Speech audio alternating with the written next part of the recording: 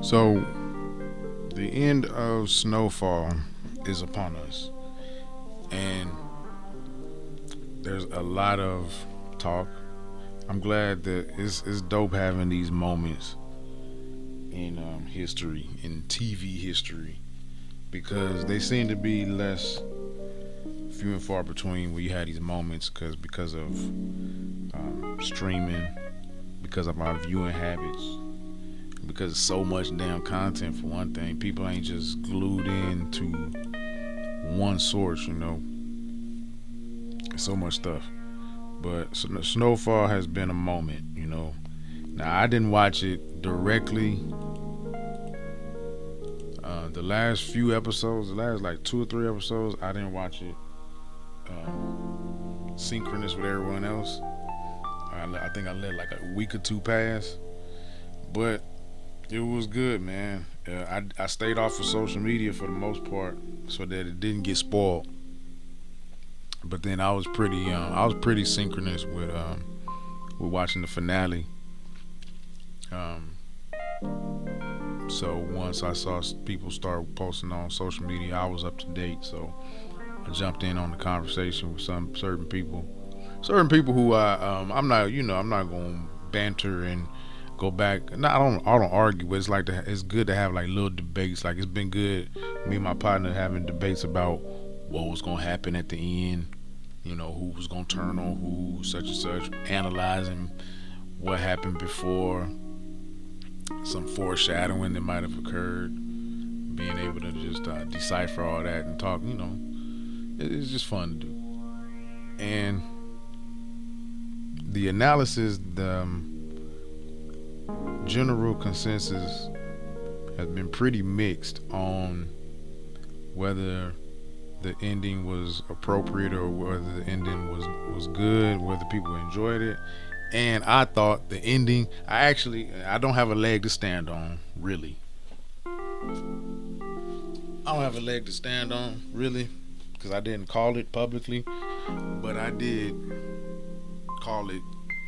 Actually, I called it probably at the beginning of the season. I know I called it at the beginning of the season that the likely conclusion was that Franklin was just simply gonna fall off, and I didn't know how that was gonna look. But I just don't know why. I just felt like, and then the fact that it's based on loosely based on Rick Ross, Freeway Rick, and people took exception to that because first of all, the rift between John Singleton and Rick Ross, the real Rick Ross, that was very noted and documented, and people pick sides. So there's some people I know that didn't even watch Snowfall just because of their out of their loyalty to Rick Ross for whatever. You don't know that man, but whatever. Now, I know people that actually know Rick Ross. I don't know Rick Ross, but he's a degree of separation away from people that I know very well. But anyway, he's a Texas boy. But anyway, he publicly proclaimed his disdain for the series, and so yeah, so I know a lot of people that didn't indulge in the actual Snowfall series, but and then there were people who did, but still were critical of it every step of the way. Um, and of course, it might have took. Of course, you're always gonna take creative license. There's always inspiration for things, but then you don't follow the real story to the T. But and so I know people took exception to the fact that the real Rick Ross, yeah, he went through his trials and tribulations, but on the other side, he is now, from all appearances, is very successful in the cannabis business and just being the public figure that he is. Seems to be doing very well. He's into boxing and everything. But what I feel is, but what they don't talk about is that he did, and he even talks about it. And I believe some of his documentary showed him living in pretty dire straits. When he first got out, He was I don't know if he was actually homeless, but I know he was money was tight for him, as you would expect for someone who's just coming out and starting all over.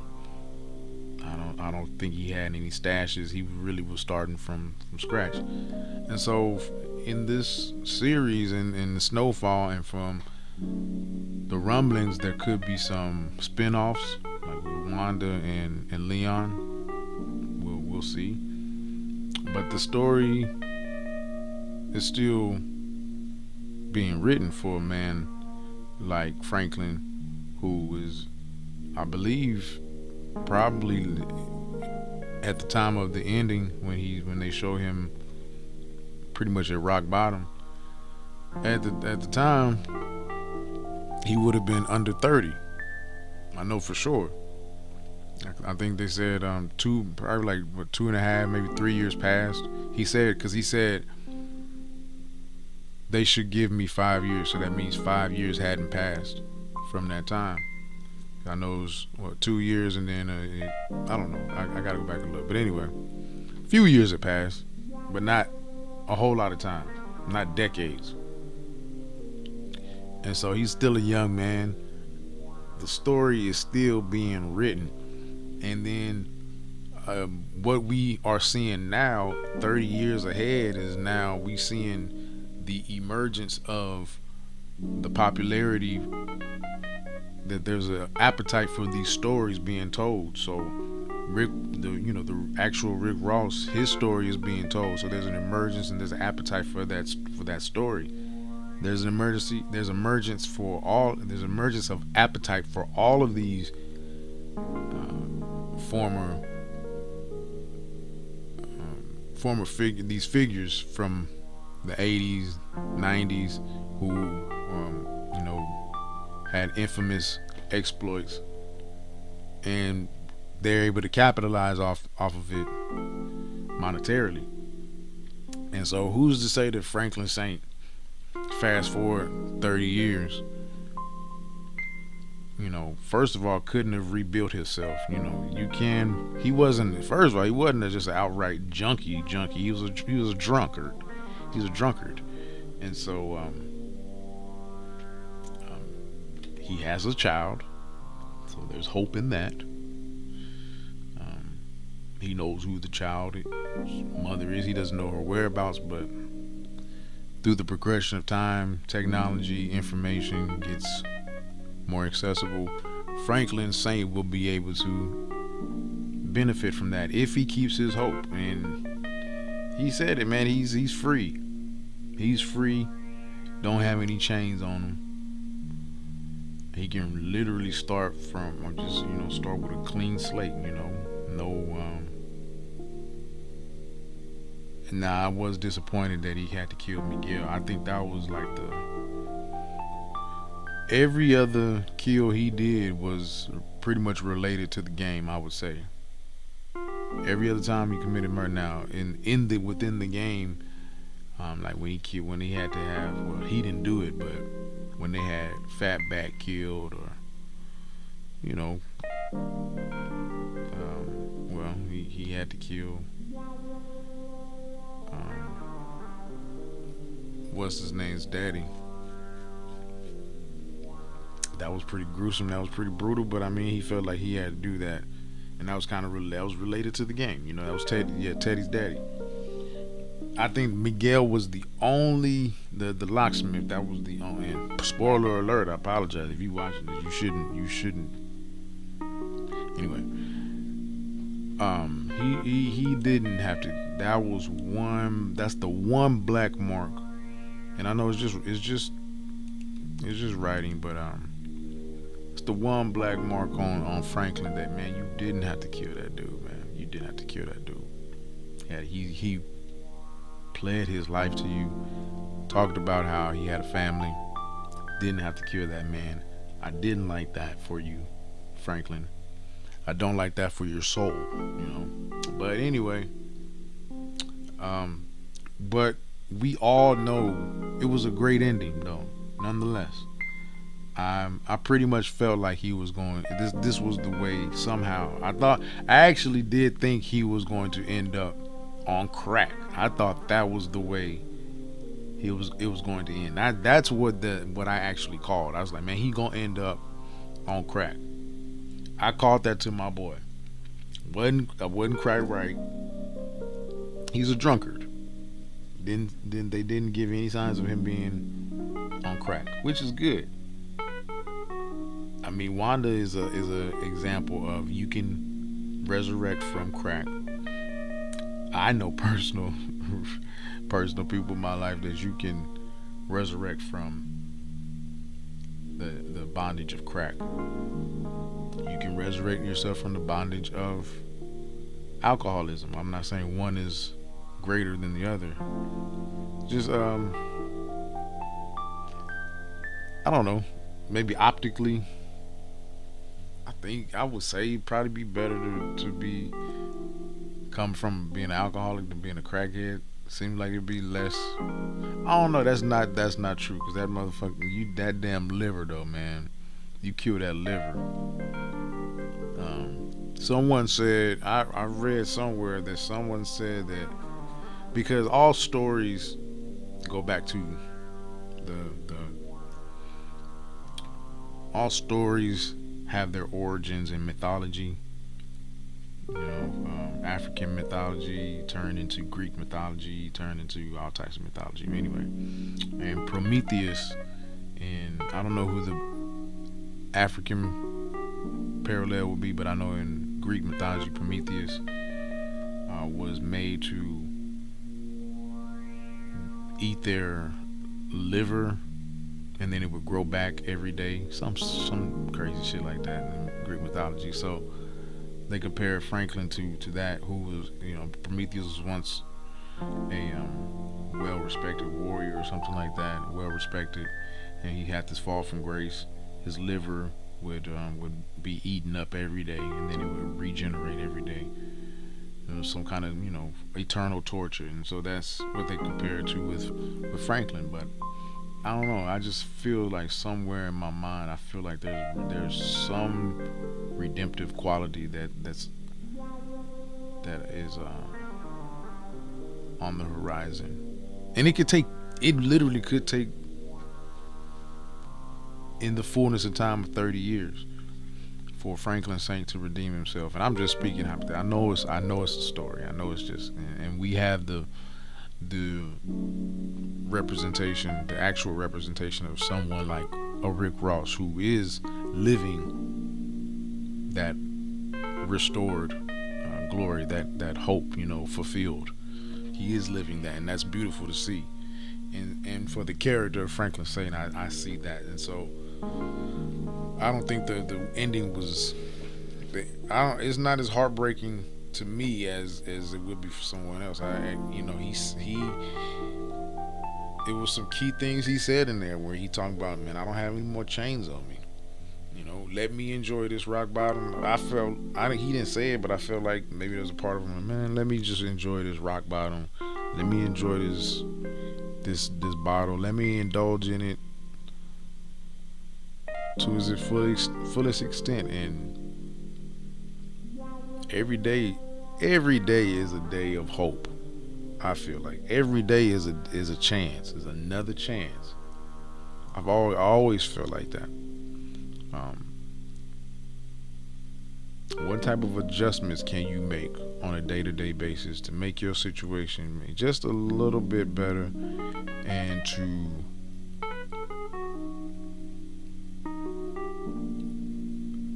because at the end of the day,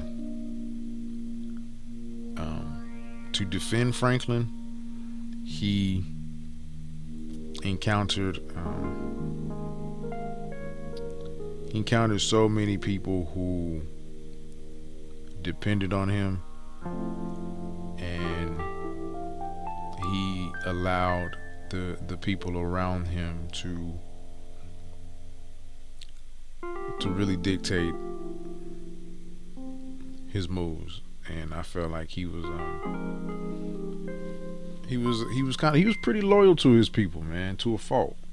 because he was loyal to Unc and Louis. Louis betrayed him. He had to cover up for Leon for so long. For so long, that's the character arc evolution of Leon is pretty fascinating to see. But Leon was a liability at one time, or he was even though he was the enforcer and very much was a part, an integral part of advancing the enterprises of Franklin. He got him into some shit a lot, of course, with Man Boy and a lot of other intricacies, and then a lot of things weren't working in Franklin's favor with the people, especially as it pertains to the people who he was closest to, and but a lot of it you could call it bad luck, but then a lot of it you could just attribute to the fact that take it back to basics. That lifestyle is just not life giving. It's not a lifestyle. It's literally a death style. It looks while it has life, looks very enticing. But yeah, anytime you have greed, murder, mayhem, lust, all of those ingredients circulating the atmosphere, operating in those things, in greed, in lust, in just gluttonous power. Those are the seeds that you plant, and those are the harvest you reap. It's unfortunate, but we all know a Franklin Saint. We all know a Franklin Saint. If you grew up in Black urban America, it's very likely especially in the time period of the 80s, the 90s, it's very likely that you know a Franklin Saint. I can't tell you how many times I can't tell you. I literally can't tell you how many times I've been with an OG of mine, or my pops, uncle, someone, an older person who had,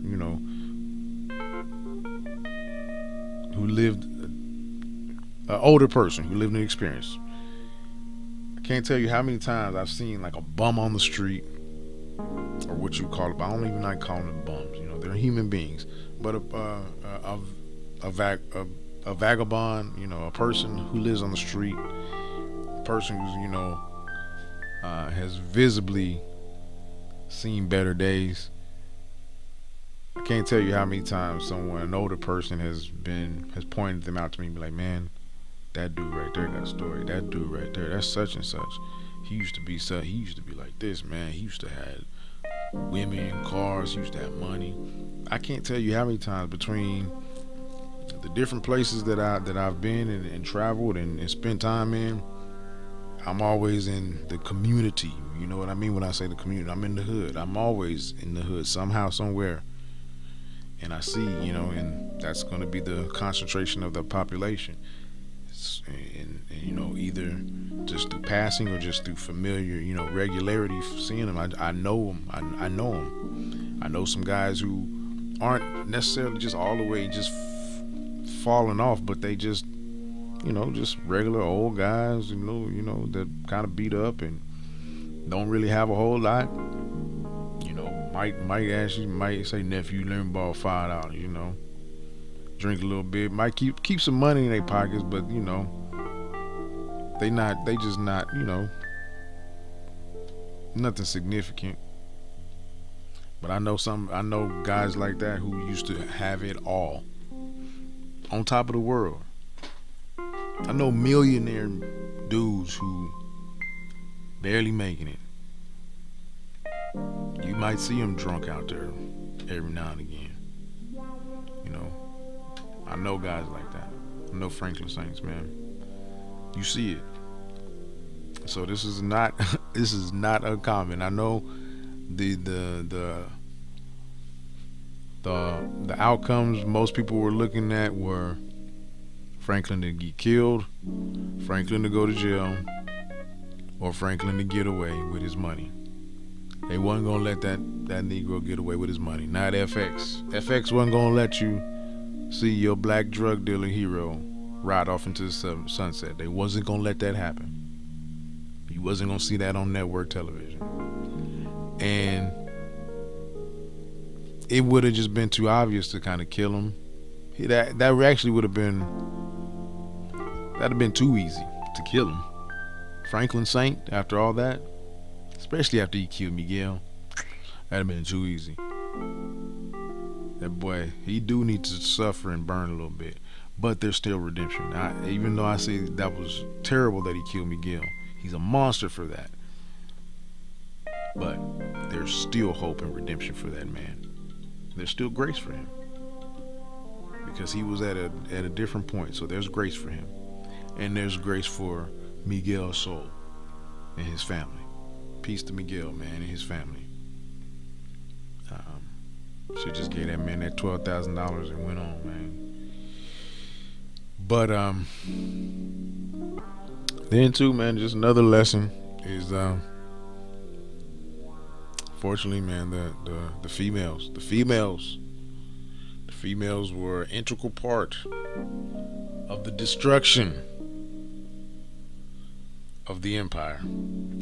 Between Wanda started off early, well, Melanie, Wanda, early liabilities, and then you had, of course, Louis, and then of course you had Mom, dear Mom. She fucked it all up. The women,